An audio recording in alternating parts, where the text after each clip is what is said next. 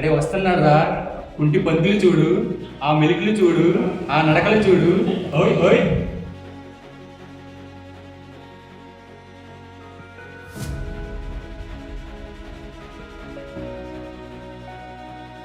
గట్టిగా అనకరా, వింటే అవుతాయి నీకు.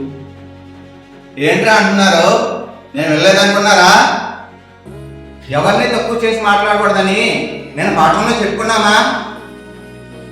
ఊరికే పాఠం వినేస్తే సరిపోదు, విన్నదాన్ని ఆచరించాలి.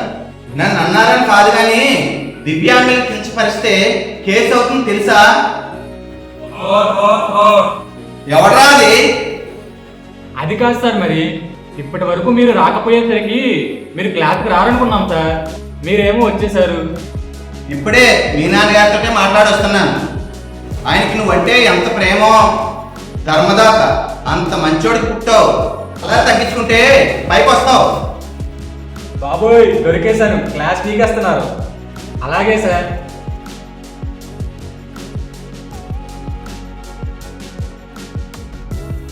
విద్యార్థులందరికీ విహారయాత్ర ఉంది.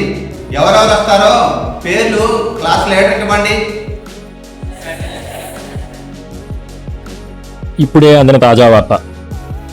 దివంగత కళాశాల, క్షమించాలి, దిగంత కళాశాల విద్యార్థులు విహారయాత్రకు వెళుతున్న బస్సు లోయలో పడి ఘోర ప్రమాదం.